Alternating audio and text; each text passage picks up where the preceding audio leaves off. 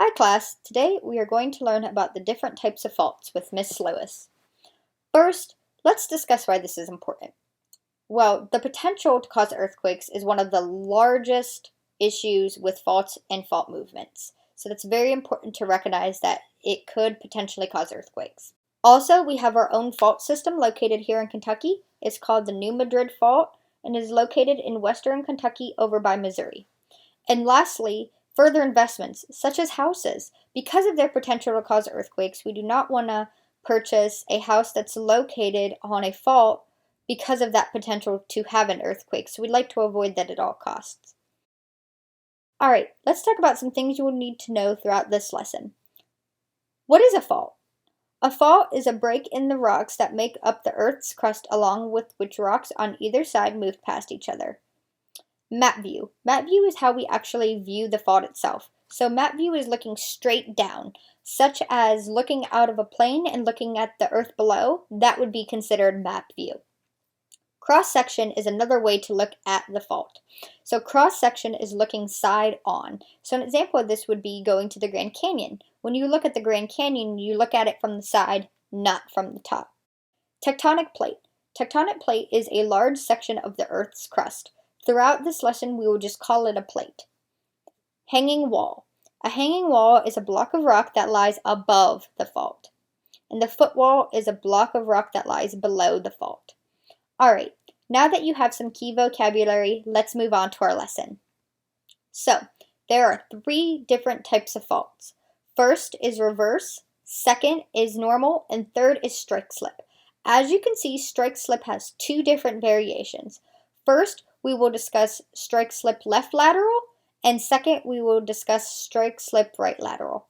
Alright, let's get started. First, let's talk about reverse.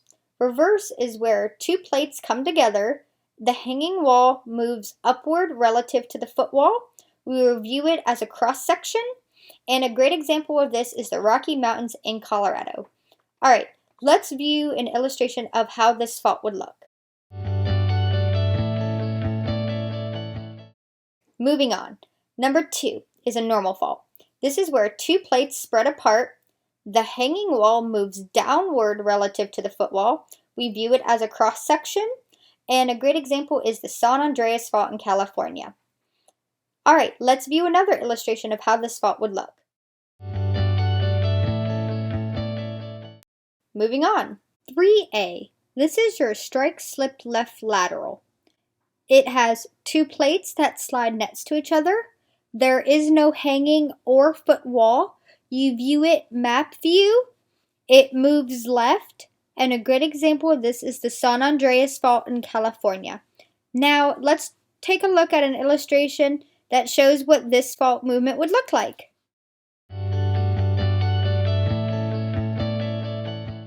Moving on. And 3B, this is your strike slip right lateral. This is where 2 plates slide next to each other. There is no hanging or footwall, just like in left lateral. Again, you view it as a map view, but this time, since it's right lateral, it'll move right. And another great example of this is the San Andreas Fault in California. Now, let's take a look at an illustration that shows what this fault movement would look like. Alright, now it's time to pause your video and test your new knowledge on the different types of faults. We've provided a word bank on the left and the drawings on the right. Take this time to match up the different types of faults with their images. Alright, great. Let's go over this now. Number 1 is reverse. Number 2 is strike slip right lateral. Number 3 is strike slip left lateral, and number 4 is normal. Great, I knew you could do it. So today you have learned a few different things. First is the different types of faults. Second is fault vocabulary.